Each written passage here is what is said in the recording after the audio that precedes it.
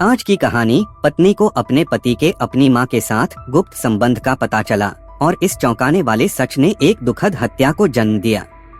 Alice Harris हमेशा अपने जीवन को अगर परिपूर्ण नहीं तो उसके करीब मानती थी। 35 साल की उम्र में वह ऑस्टिन, टेक्सास के एक उपनगरीय इलाके में एक विशाल घर में एक साफ सुथरे बगीचे और एक सफेद पिकेट बाड़ के साथ रहती थी। उसके पति एड्रियन हैरिस कॉरपोरेट मामलों में विशेषज्ञता वाली एक बड़ी लॉ फर्म में एक सफल वकील थे। वह कड़ी मेहनत करते थे, अक्सर देर रात तक कार्यालय में रहते थे, लेकिन हमेशा मुस्कुराते हुए घर लौटते थे, अपने बच्चों के साथ समय बिताने के लिए तैयार। उनका बेटा इलियट 8 साल का था और उनकी बेटी मॉली सिर्फ 5 साल की थी। बच्चे एलिस की सबसे बड़ी खुशी थे। वह एक प्राथमिक विद्यालय की शिक्षिका के रूप में काम करती थी और अपना खाली समय उन्हें पालने में समर्पित करना पसंद करती थी। एलिस और एड्रियन कॉलेज में मिले थे। उस समय वह शिक्षा विभाग में एक छात्रा थी, एक शिक्षिका बनने और बच्चों को अकादमिक रूप से सफल होने में मदद करने का सपना देख रही थी। दूसरी ओर एड्रियन एक होनहार विधि छात्र था, हमेशा आत्मविश्वास से भरा और प्रेरित। उनका रिश्ता जल्दी विकसित हुआ और मिलने के ठीक 1 साल बाद उन्होंने शादी कर ली। उनका जीवन एक सावधानी पूर्वक नियोजित रास्ते पर चलता हुआ प्रतीत हुआ। एक सफल शादी, करियर, बच्चे और एक अच्छे पड़ोस में एक घर। एलिस को अपनी शादी पर गर्व था। उसका मानना था कि उसने और एड्रियन ने मिलकर कई चुनौतियों का सामना किया था, सभी कठिनाइयों को पार किया था और अपने प्यार को बनाए रखा था। बेशक ऐसे क्षण थे जब उसे लगा कि उनकी शादी खतरे में है, लेकिन हर बार उन्होंने अपनी समस्याओं को हल करने का एक तरीका खोज लिया। चाहे वह काम का तनाव हो, बच्चों की बीमारियां हो या वित्तीय चिंताएं, वे हमेशा एक दूसरे के साथ खड़े रहे। एलिस के लिए एड्रियन सिर्फ एक पति नहीं था, वह उसका सबसे अच्छा दोस्त और साथी था। उनका घर हंसी और खुशी से भरा हुआ था। शाम को वे पारिवारिक खेल खेलते थे, एक साथ फिल्में देखते थे और सप्ताहांत में वे अक्सर पार्क में पिकनिक पर जाते थे या लेक ट्रेविस की यात्रा करते थे, जहां उनके पास एक छोटी नाव थी। पारिवारिक खुशी के ये क्षण इतने स्वाभाविक लगते थे कि एलिस ने कभी नहीं सोचा था कि कुछ गलत हो सकता है। लेकिन धीरे धीरे एलिस ने एड्रियन में बदलाव देखना शुरू कर दिया। शुरुआत में यह छोटी छोटी बातें थीं। वह अक्सर देर रात तक काम पर रहने लगा और उसने शाम की सैर या डिनर का सुझाव देना कम कर दिया। फिर उसका मूड बदलने लगा, वह अधिक दूर रहने लगा, अपने विचारों में खोया हुआ।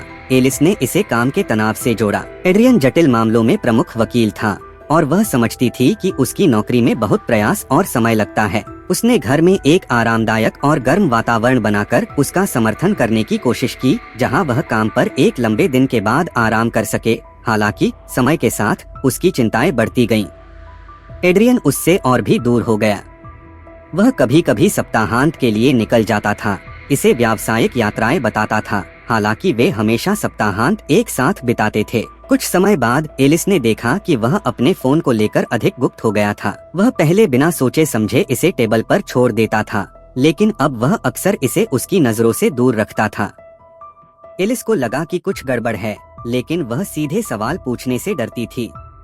उसकी आंतरिक आवाज ने उससे कहा कि उसे पता लगाना होगा कि क्या हो रहा है, लेकिन उसका एक और हिस्सा उस बात से डरता था जो उसे पता चल सकती थी। उसने एड्रियन से बात करने की कोशिश की, सावधानी से उसके काम और मूड के बारे में सवाल पूछे, लेकिन हर बार उसने उसे आश्वस्त किया कि सब ठीक है, वह बहुत ज्यादा चिंता कर रही है और वह सिर्फ थका हुआ है। इससे उसकी चिंताएं अस्थायी रूप से शांत हो जाती थीं, लेकिन केवल थोड़ी देर के लिए। इन क्षणों के दौरान एलिस ने सलाह के लिए अपनी मां क्लेयर की ओर रुख करना शुरू कर दिया। क्लेयर कुछ साल पहले परिवार के करीब रहने के लिए ऑस्टिन आ गई थी और अक्सर उनसे मिलने आती थी। एलिस के लिए वह सिर्फ एक मां नहीं थी, बल्कि एक सच्ची दोस्त थी। वे जीवन के बारे में घंटों बात कर सकती थीं, अपनी चिंताओं को साझा कर सकती थीं और पारिवारिक मामलों पर चर्चा कर सकती थीं। क्लेयर हमेशा एलिस के लिए ज्ञान और समर्थन का स्रोत रही थी और वह उस पर अपने सबसे अंतरंग विचारों के साथ भरोसा करती थी। एलिस को अभी भी उम्मीद थी कि ये सिर्फ अस्थायी कठिनाइयां थीं और उनका परिवार उनसे पार पालेगा। वह सबसे बुरे पर विश्वास नहीं करना चाहती थी, सबसे अच्छे की उम्मीद करती रही। आखिरकार उनका जीवन अच्छा था, अद्भुत बच्चे थे और साझा खुशी के कई साल थे। यह सब कैसे बिखर सकता है? ये विचार एलिस को सताते रहे। जैसे ही उसने सामान्यता का दिखावा बनाए रखने की कोशिश की, उसने अपने दैनिक कार्यों को जारी रखा, बच्चों की देखभाल की और घर को व्यवस्थित रखा। उसने खुद को अंधेरे विचारों से विचलित करने की कोशिश की, खुद को आश्वस्त किया कि सब कुछ बेहतर हो जाएगा। लेकिन गहरे अंदर वह पहले से ही जानती थी कि बड़े बदलाव आने वाले हैं। एलिस को कोई अंदाजा नहीं था कि उनके आरामदायक घर में उनकी सामान्य सुबह एक जीवित दुःस्वप्न में बदल जाएगी। यह सब तब शुरू हुआ जब उसने गलती से एड्रियन का फोन रसोई की मेज पर पड़ा देखा। वह उस सुबह जल्दी काम पर निकल गया था और घर शांत था। बच्चे घर पर नहीं थे। वे सप्ताहांत के लिए अपनी दादी के पास ठहरे हुए थे और एलिस ने कुछ समय खुद पर बिताने की योजना बनाई थी। वह कॉफी बना रही थी और खिड़की से उनके हरे भरे यार्ड को देख रही थी जब उसने अपने पति के फोन की स्क्रीन को एक आने वाले संदेश के साथ चमकते हुए देखा। एलिस अपने पति की जासूसी करने वाली महिला नहीं थी, लेकिन उस क्षण में कुछ ने उसे स्क्रीन पर ध्यान केंद्रित करने के लिए मजबूर किया। वह करीब आई और देखा कि संदेश उसकी माँ का था। वाक्य की शुरुआत ही दिख रही थी, मैं तुमसे फिर मिलने का इंतजार नहीं कर सकती। उन शब्दों ने उसे चौंका दिया। उसके पास अपनी माँ या अपने पति पर संदेह करने का कोई कारण नहीं था, लेकिन संदेश अजीब लग रहा था। जिज्ञासा चिंता के साथ मिल गई। उसने फोन उठाया और बिना किसी हिचकिचाहट के उसे अनलॉक कर दिया। उसने और एड्रियन ने कभी एक दूसरे से पासवर्ड नहीं छिपाए थे, इसलिए फोन आसानी से उपलब्ध था। जब उसने बातचीत खोली तो एलिस वहीं जम गई। उसकी माँ क्लेयर और एड्रियन महीनों से संदेशों का आदान प्रदान कर रहे थे। ये सिर्फ दोस्ताना या पारिवारिक बातें नहीं थीं।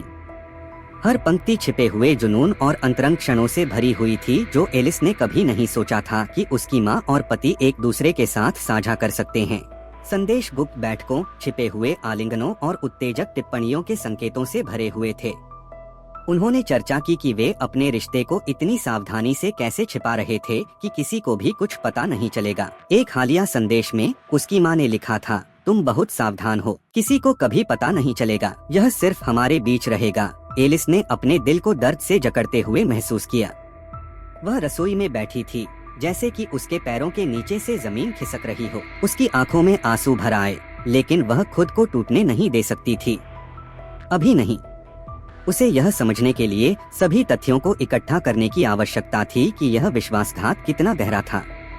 उसने संदेशों को स्क्रॉल करना जारी रखा, अधिक से अधिक विवरणों को उजागर करते हुए। प्रत्येक संदेश दिल पर एक पंच की तरह महसूस हुआ। ऐसा लग रहा था जैसे हर नया वाक्यांश उसे चीर रहा हो। उसकी माँ और उसका पति उसकी पीठ पीछे मिलने के बहाने खोज रहे थे। वे उसे न केवल अपने बारे में बल्कि अपने बच्चों के बारे में भी धोखा दे रहे थे। पारिवारिक कार्यक्रमों में उन्होंने ऐसे अभिनय करने का उल्लेख किया था जैसे कि सब कुछ ठीक हो। एलिस को विश्वास नहीं हो रहा था कि यह सब उसके जीवन में हो रहा है। फोन मिलने के बाद से कई घंटे बीत चुके थे। इतने समय तक वह सदमे और दुख में डूबी बैठी रही, यह पता लगाने की कोशिश कर रही थी कि आगे क्या करना है। उसकी माँ, वह व्यक्ति जिस पर उसने हमेशा भरोसा किया था, ने उसे धोखा दिया था। उसका पति, वह आदमी जिसके साथ उसने जीवन साझा किया था और अपने बच्चों को पाला था, झूठा निकला था। वह जानती थी कि वह इसे जाने नहीं दे सकती, लेकिन उसे क्या करना चाहिए? उस समय एलिस टकराव के लिए तैयार नहीं थी। उसने धोखा महसूस किया, लेकिन उसे अभी तक यह नहीं पता था कि कैसे कार्य करना है। उसने शांत रहने और किसी भी जल्दबाजी से बचने का फैसला किया। उसके दिमाग में आगे क्या करना है, इसके विचारों की दौड़ लगी हुई थी और उसके दिल में एक योजना बनने लगी थी। अगले कुछ दिनों तक एलिस ने ऐसा व्यवहार करने की कोशिश की जैसे सब कुछ सामान्य हो। उसने एड्रियन को देखकर मुस्कुराया, उसके साथ भविष्य की योजनाओं पर चर्चा की और ऐसा दिखाया जैसे सब कुछ पहले जैसा ही हो। लेकिन उसके दिमाग में एक पल के लिए भी शांति नहीं थी। हर रात जब वह सोता था तो वह उसका फोन देखती थी, उनके संबंध के अधिक से अधिक सबूत इकट्ठा करती थी। इस दौरान उसका दिल दर्द और गुस्से से छलनी हो रहा था। उसने अपनी माँ से मिलना भी टालना शुरू कर दिया। उसे डर था कि वह अपने अंदर जमा हर बात को उगलने से खुद को रोक नहीं पाएगी। लेकिन साथ ही उसे लगा कि क्लेयर को संदेह है कि उसकी बेटी को कुछ पता चल गया है। इससे उनके रिश्ते में तनाव बढ़ गया और एलिस ने योजना बनाना शुरू कर दिया कि वह सच्चाई के साथ उनका सामना कैसे करेगी। 14 जुलाई 2023 को हैरिस परिवार का घर तनावपूर्ण चुप्पी में डूबा हुआ था। एलिस को दिन रात शांति नहीं मिल रही थी। हर बार जब वह एड्रियन को देखती तो दर्द और विश्वासघात की लहर उस पर छा जाती। वह अपनी भावनाओं को और अधिक नहीं छिपा सकती थी, लेकिन बच्चों के खातिर सामान्य दिखने की कोशिश कर रही थी। एड्रियन उनके बीच कुछ बदलाव महसूस करते हुए संदिग्ध व्यवहार करने लगा। उसने देखा कि एलिस ठंडी और दूर हो गई है, लेकिन वह यह पूछने में हिचकिचा रहा था कि क्या गलत है। शायद उसे उम्मीद थी कि चीजें अपने आप ठीक हो जाएंगी, या शायद वह समस्या को बढ़ाना नहीं चाहता था। हालांकि गहरे अंदर वह जानता था कि चीजें बहुत आगे निकल चुकी हैं और सच्चाई को अब और नहीं छिपाया जा सकता। उस शाम सब कुछ सामान्य लग रहा था। बच्चे लिविंग रूम में रात का खाना खा रहे थे। एलिस रसोई में खाना बना रही थी और एड्रियन मेज पर बैठकर अपने टैबलेट पर समाचार पढ़ रहा था। लेकिन सामान्यता के इस दिखावे के नीचे भावनाएं उबल रही थीं, फूटने के लिए तैयार थीं। हवा एक आसन्न तबाही की भावना से भरी हुई थी। जब बच्चे सोने चले गए तो चुप्पी दमघोंटू हो गई। एलिस ने फिर से एड्रियन को देखा, यह महसूस करते हुए कि वह इस दिखावे को और अधिक नहीं सह सकती। पूरा दिन वह इस सोच से पीड़ित थी कि वे इस स्थिति में कैसे पहुँचे। उसका पति और उसकी माँ, उसके जीवन के दो सबसे करीबी लोग, गद्दार निकले थे। यह विचार उसे तोड़ रहा था। वह अब और चुप नहीं रह सकती थी। वह शांत रहने की कोशिश करते हुए उसके पास गई, हालांकि अंदर से वह उबल रही थी। हमें बात करने की जरूरत है, उसने कहा। उसकी आवाज तनावपूर्ण लेकिन दृढ़ थी। एड्रियन ने अपने टैबलेट से ऊपर देखा। उसके चेहरे पर सतर्क भाव था। उसे महसूस हुआ कि कुछ गड़बड़ है, लेकिन वह ठीक से समझ नहीं पा रहा था कि क्या है। उसने बातचीत से बचने की उम्मीद में अनजान बनने का नाटक किया। तुम वास्तव में किस बारे में बात करना चाहती हो? उसने अपनी चिंता छिपाने की कोशिश करते हुए पूछा। एलिस जम गई। उसकी आंखें दर्द और गुस्से से भरी हुई थीं। वह एक ही बार में सब कुछ उगल देना चाहती थी। उस पर चिल्लाना चाहती थी, आरोप लगाना चाहती थी, लेकिन उसने खुद को रोक लिया, यह जानते हुए कि चिल्लाने से कोई फायदा नहीं होगा। मुझे सब पता है, एड्रियन। उसकी आवाज शांत लेकिन स्थिर थी। मुझे तुम्हारे और मेरी माँ के बारे में पता है। वे शब्द हवा में गरज की तरह लटके रहे। एड्रियन तुरंत पीला पड़ गया। उसके हाथ कांपने लगे क्योंकि टैबलेट उसकी उंगलियों से फिसल गया। मेज पर एक हल्की सी धमक के साथ गिर गया। उसे नहीं पता था कि क्या कहना है। उसके अंदर घबराहट फैल गई। उसे उम्मीद नहीं थी कि एलिस को सच्चाई पता चल जाएगी, कम से कम इतनी जल्दी तो नहीं। एलिस, यह वैसा नहीं है जैसा तुम सोच रही हो। उसने बहाना खोजने की कोशिश शुरू की, लेकिन वह जानता था कि यह व्यर्थ है। एलिस ने अपना हाथ उठाया, उसे रोकते हुए, मत बोलो। मैंने तुम्हारे सारे संदेश देखे हैं। तुमने मुझसे झूठ बोला, तुमने हमारे परिवार को धोखा दिया, और अब मैं जानना चाहती हूँ, तुमने ऐसा कैसे किया? उसकी आवाज कांप रही थी, लेकिन उसने मजबूत रहने की कोशिश की। एड्रियन ने अपना सिर झुका लिया। उसके पास कहने के लिए शब्द नहीं थे। वह समझ गया कि कोई भी जवाब केवल चीजों को बदतर बना देगा। उसके दिमाग में विचारों की बाढ़ आ गई। अपराध बोध से लेकर अपनी जान के डर तक। वह जानती थी कि वह गुस्से में है और केवल अनुमान लगा सकती है कि वह आगे क्या कर सकती है। लेकिन टकराव जारी रखने के बजाय एलिस बस मुड़ी और दरवाजे की ओर चल दी। उसका शरीर तनाव से कांप रहा था और वह जानती थी कि अगर वह 1 मिनट और वहाँ रही तो वह अपना आपा खो देगी। वह बाहर निकली, ठंडी रात की हवा में सांस लेते हुए अपने टूटे हुए दिमाग को शांत करने की कोशिश कर रही थी। वह अंधेरे में खड़ी थी, रात की आवाजें सुन रही थी, अपने विचारों को इकट्ठा करने की कोशिश कर रही थी। लेकिन घर के अंदर एक निर्णायक मोड़ आ रहा था। एड्रियन, घबराहट से ग्रस्त, ने तय किया कि उसके पास खोने के लिए कुछ नहीं बचा है।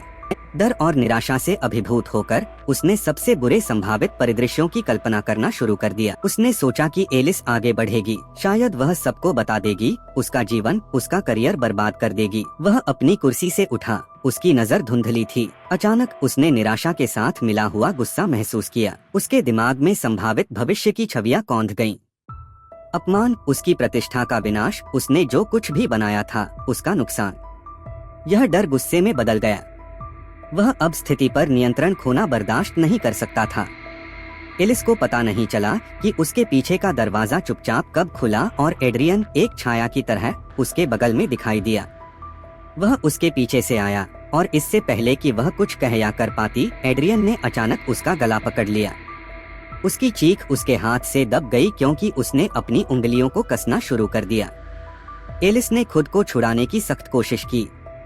उसके हाथ असहाय होकर उसके हाथ पकड़ रहे थे, लेकिन वह मजबूत था। उसने सांस लेने की हताश कोशिश में अपना शरीर झटके से हिलाया, लेकिन हर गुजरते सेकंड के साथ उसकी ताकत कम होती गई। उसकी आंखें आतंक से फैल गईं क्योंकि उसे एहसास हुआ कि उसका अपना पति, वह आदमी जिससे वह प्यार करती थी, उसे मारने की कोशिश कर रहा था। रात अंधेरी और शांत थी और उनकी लड़ाई की आवाज किसी ने नहीं सुनी। केवल चांद घर की छाया में घटित हो रहे भयावह दृश्य का मौन गवाह बनकर खड़ा था। जब सब खत्म हो गया तो एड्रियन एलिस के शरीर के ऊपर खड़ा था, हाँफ रहा था, उसके हाथ कांप रहे थे। उसने उसके बेजान चेहरे को देखा और उसके दिमाग ने आखिरकार समझ लिया कि उसने क्या किया था। यह कोई सपना नहीं था, कोई दुःस्वप्न नहीं था, यह वास्तविकता थी। उसके अंदर सब कुछ भय और अपराध बोध से जकड़ गया। अब कोई वापसी नहीं थी। 15 जुलाई 2023 की सुबह, जैसे ही सूरज की पहली किरणें पेड़ों को चीरने लगी, शांत उपनगरीय संपत्ति पर पुलिस की गाड़ियां आ पहुंची। ऑस्टिन में एक पड़ोसी ने देखा कि हैरिस निवास पर कुछ गड़बड़ है और पुलिस को फोन किया। अनुभवी जांचकर्ता जासूस जेसिका मिलर वर्षों के अनुभव के साथ घटनास्थल पर पहुंचने वाली पहली व्यक्ति थी। जैसे ही पुलिस घर के पास पहुंची, उनका सामना एड्रियन हैरिस से हुआ। वह अस्त व्यस्त दिख रहा था, उसकी आंखें लाल थीं जैसे कि वह पूरी रात नहीं सोया था। वह बरामदे में खड़ा था, उसके हाथ कांप रहे थे, लेकिन वह नियंत्रण बनाए रखने की कोशिश कर रहा था। क्या हुआ? जासूस मिलर ने एड्रियन को ध्यान से देखते हुए पूछा। उसने उसकी घबराहट को देखा, लेकिन निष्कर्ष पर पहुंचने से परहेज किया। मेरी पत्नी। उसकी आवाज शांत और कांपती हुई थी। मुझे वह पिछवाड़े में मिली। वह मर चुकी है। शब्द ठंडे और निर्जीव निकले। एड्रियन ने अपना सिर झुका लिया, जैसे कि अपनी भावनाओं को छिपाने की कोशिश कर रहा हो। जासूस मिलर ने तुरंत महसूस किया कि कुछ गड़बड़ है, लेकिन उसने जल्दबाजी न करने का फैसला किया। वह व्यवस्थित रूप से काम करने की आदी थी, किसी भी निर्णय पर पहुंचने से पहले टुकड़ा टुकड़ा करके तथ्यों को इकट्ठा करती थी। पुलिस ने जल्दी से क्षेत्र को घेर लिया और फोरेंसिक विशेषज्ञों ने अपराध स्थल की जांच शुरू कर दी। एलिस हैरिस का शव पिछवाड़े में घास पर पड़ा था। उसकी गर्दन पर गला घोंटने के स्पष्ट निशान थे, जिससे प्रारंभिक धारणा स्पष्ट हो गई, उसका गला घोंटा गया था। जासूस मिलर ने शरीर और घटनास्थल का ध्यानपूर्वक निरीक्षण किया। आसपास संघर्ष के कोई संकेत नहीं थे, जिससे उसके दिमाग में सवाल उठे कि क्या एलिस का गला यहाँ पिछवाड़े में घोंटा गया था। क्यों कोई संकेत नहीं थे कि उसने मुकाबला किया था। उसके कपड़े अस्त व्यस्त नहीं थे और ऐसा लग रहा था जैसे वह बस बाहर निकली थी, केवल कभी वापस नहीं आने के लिए। जासूसों ने एड्रियन से पूछताछ शुरू की। वह रसोई में बैठा था, उसकी नजर दूर थी। ऐसा लग रहा था कि वह समझ नहीं पा रहा था कि क्या हुआ है। उसके जवाब संक्षिप्त थे और जासूस मिलर ने देखा कि वह आंख से संपर्क करने से बच रहा था। आप कहते हैं कि आपने उसे आज सुबह पाया? उसने पूछा। हाँ, एड्रियन ने बिना ऊपर देखे जवाब दिया। मैं बस यार्ड में गया और उसे वहाँ देखा। मुझे नहीं पता कि क्या हुआ। और आप कल रात कहाँ थे? मिलर ने अपनी आवाज को कोमल लेकिन दृढ़ रखने की कोशिश करते हुए जारी रखा। एड्रियन हिचकिचाया, फिर जवाब दिया। बच्चे सोने के बाद मैं घर पर था। मैं अपने कमरे में गया और सो गया। मैं आज सुबह जल्दी उठा और बाहर गया। जासूसों ने उसके बयान को ध्यान से दर्ज किया, लेकिन मिलर जानती थी कि यह सिर्फ शुरुआत है। उसने देखा था कि जब लोग कुछ छिपा रहे होते हैं तो कैसे व्यवहार करते हैं। शायद वह अपनी पत्नी की मौत से सदमे में था, लेकिन उसके व्यवहार में कुछ उसे परेशान कर रहा था। अगला कदम पड़ोसियों का साक्षात्कार करना था। वे जो हुआ उससे सदमे में थे और उन्होंने अपनी टिप्पणियां साझा की। कुछ ने देर रात दबी हुई आवाजें सुनने का उल्लेख किया, लेकिन उन्होंने इस पर ज्यादा ध्यान नहीं दिया था। किसी ने भी कुछ भी संदिग्ध नहीं देखा था, जिससे जांच और चुनौतीपूर्ण हो गई। हालांकि जल्द ही जांच ने एक दिलचस्प मोड़ ले लिया। मिलर को पता चला कि एलिस ने हाल ही में एक दोस्त को अपने परिवार की समस्याओं के बारे में बताया था और किसी भयानक चीज का संकेत दिया था जो उसने खोजी थी। उसकी दोस्त मैरी जासूसों से मिलने के लिए सहमत हो गई और उसने जो खुलासा किया वह जांच के लिए एक धमाका था। एलिस ने मुझे बताया कि उसे एड्रियन के अपनी मां के साथ संबंध के बारे में पता चला था। मैरी ने जासूसों से अपने घर पर मिलते हुए कहा। वह तबाह हो गई थी, उसे नहीं पता था कि क्या करना है। हमने कुछ दिन पहले ही बात की थी। उसने कहा कि उसने धोखा महसूस किया और उसे नहीं पता था कि आगे कैसे बढ़ना है। इस खुलासे ने सब कुछ बदल दिया। मिलर समझ गई कि वे अब एक ऐसी स्थिति से निपट रहे हैं जो शुरू में लगने वाली स्थिति से कहीं अधिक जटिल है। पारिवारिक नाटक, विश्वासघात और हत्या, इन सभी ने एक परेशान करने वाली तस्वीर पेश की। जासूसों ने एलिस के फोन, संदेशों और ईमेलों की जांच शुरू कर दी। यह जांच में अगला महत्वपूर्ण कदम बन गया। उन्होंने एलिस और उसकी मां के बीच आदान प्रदानों की खोज की, जिससे एड्रियन के साथ संबंध की पुष्टि हुई। संदेश अपराध बोध और पकड़े जाने के डर से भरे हुए थे। एलिस की मां ने उससे जो कुछ उन्होंने बनाया था उसे नष्ट न करने की गुहार लगाई थी। अब जासूसों के पास एड्रियन हैरिस को गिरफ्तार करने के लिए पर्याप्त सबूत थे। उसके मकसद और स्पष्ट हो गए। उजागर होने का डर, उसने जो कुछ भी था उसे खोने का डर। जासूस मिलर अच्छी तरह से जानती थी कि जब कोई व्यक्ति हताशा में अपने जीवन पर नियंत्रण बनाए रखने की कोशिश करता है तो ऐसी स्थितियां अक्सर हिंसा की ओर ले जाती हैं। जल्द ही और सबूत सामने आए। एड्रियन के कपड़ों पर पाए गए निशान एलिस के शरीर पर पाए गए निशानों से मेल खाते थे। वह इसे समझा नहीं सका और उसका झूठ टूटने लगा। इस बीच एलिस की मां क्लेयर हैरिस को पूछताछ के लिए बुलाया गया। वह अपनी बेटी की मौत की खबर से बहुत सदमे में लग रही थी, लेकिन जासूस मिलर ने तुरंत देखा कि दुख के मुखौटे के नीचे कुछ और छिपा हुआ था। क्लेयर ने अपनी बच्ची को खोने वाली दुखी मां के रूप में दिखने की कोशिश की, लेकिन उसके घबराए हुए इशारों और अप्राकृतिक स्पष्टीकरणों ने अंतर्निहित तनाव को उजागर कर दिया। धीरे धीरे पूछताछ का दबाव असहनीय हो गया और क्लेयर टूट गई। उसने एड्रियन के साथ संबंध स्वीकार किया, यह दावा करते हुए कि उसने रिश्ते को खत्म करने की कोशिश की थी। उसके अनुसार उसे एड्रियन के इरादों का कोई अंदाजा नहीं था और वह जो हुआ उससे भयभीत थी। जैसे ही जासूस जेसिका मिलर एड्रियन हैरिस को पूछताछ कक्ष में ले गई, उसका दिल तनाव से जकड़ गया। वह जानती थी कि सच्चाई का क्षण आ गया है। पिछले कुछ दिनों में उन्होंने जो भी सबूत इकट्ठा किए थे, वे सभी एलिस हैरिस की हत्या में एड्रियन को प्राथमिक संदिग्ध बताते थे। हालांकि मिलर अच्छी तरह से जानती थी कि जांचों में अक्सर अप्रत्याशित मोड़ आते हैं और उसे किसी भी चीज के लिए तैयार रहना था। एड्रियन थका हुआ दिख रहा था। उसकी कभी साफ सुथरी दिखने वाली सूरत अस्त व्यस्त हो गई थी और उसकी आंखें, जो कभी आत्मविश्वास बिखेरती थीं, अब डर और भ्रम से भरी हुई थीं। जब वह जासूस मिलर के सामने बैठा तो उसने देखा कि वह खुद को संभालने की कितनी कोशिश कर रहा था, लेकिन हर हरकत उसके अंदर की उथल पुथल को उजागर कर रही थी। जासूस मिलर ने शांत स्वर में शुरुआत की। हम जानते हैं कि आपके परिवार में समस्याएं थीं। हमें एलिस की मां के साथ आपके संबंध के बारे में पता है और अब हमारे पास सबूत हैं कि जिस रात उसकी मृत्यु हुई आप उसके पास थे। एड्रियन ने अपनी मुट्ठियां भींच ली। उसका चेहरा दर्द और गुस्से से विकृत हो गया। मैं नहीं चाहता था कि यह इस तरह समाप्त हो, वह जासूस से आंखें मिलाने से बचते हुए बुदबुदाया।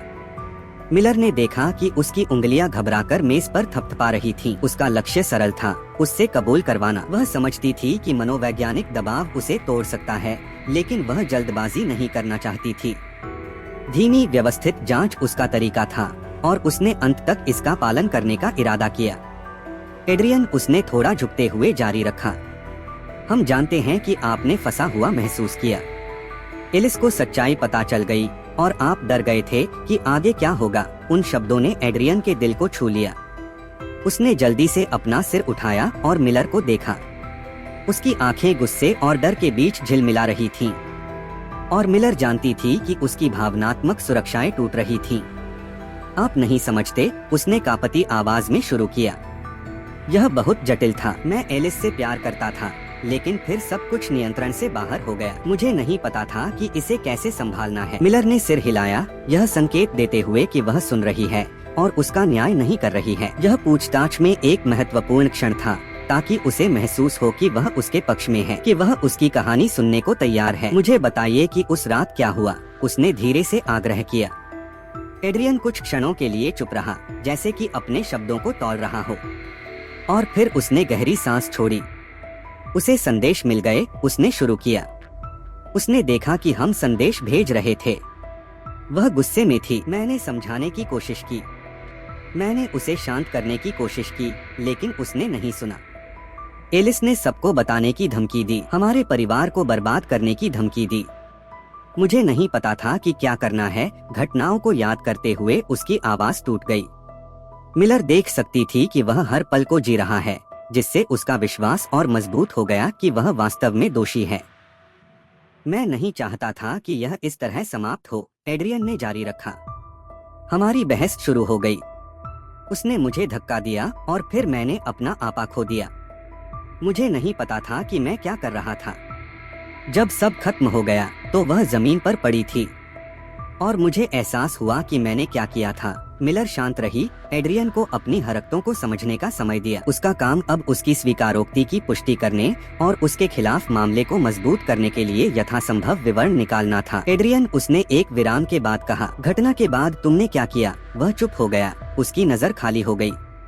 मैं बस चला गया। मैं उसे देख नहीं सका। मैं वापस अंदर गया और वहाँ बैठ गया। यह नहीं जानता था कि क्या करना है। मैंने सुबह तक इंतजार किया और फिर ऐसा नाटक किया जैसे मैंने उसे अभी अभी पाया हो। ये शब्द जांच में एक महत्वपूर्ण तत्व थे। अब जासूस मिलर के पास न केवल एड्रियन का कबूलनामा था, बल्कि उस रात की घटनाओं का उसका विवरण भी था। वह जानती थी कि यह अदालत में एक महत्वपूर्ण क्षण होगा और उसका काम यह सुनिश्चित करना था कि मामला सफलतापूर्वक निष्कर्ष पर पहुंचे। एड्रियन की गिरफ्तारी की खबर स्थानीय मीडिया में तेजी से फैल गई और कुछ ही दिनों में हर कोई इसके बारे में बात कर रहा था। एक ऐसे आदमी की कहानी जिसने अपनी पत्नी की हत्या कर दी जब उसे अपनी मां के साथ उसके संबंध का पता चला, न केवल उनके छोटे शहर में बल्कि पूरे देश में चर्चा का विषय बन गई। जल्द ही मुकदमा शुरू हुआ। अभियोजन पक्ष ने एकत्र किए गए सभी सबूत पेश किए। एड्रियन का कबूलनामा, उसके और एलिस की मां के बीच के संदेश, यह सबूत कि वह हत्या के समय अपराध स्थल पर था। बचाव पक्ष के वकीलों ने एड्रियन की भावनात्मक स्थिति को अपील करने की कोशिश की, यह तर्क देते हुए कि उसने अत्यधिक भावनात्मक संकट की स्थिति में काम किया था और अपनी हरकतों को पूरी तरह से नियंत्रित नहीं कर सका। हालांकि सबूत बहुत मजबूत थे। अदालत ने एड्रियन हैरिस को बिना पैरोल की संभावना के 55 साल की जेल की सजा सुनाई। जब फैसला सुनाया गया तो अदालत कक्ष भारी चुप्पी में डूब गया। एलिस हैरिस को न्याय मिला, लेकिन उस न्याय की कीमत दुखद रूप से बहुत अधिक थी।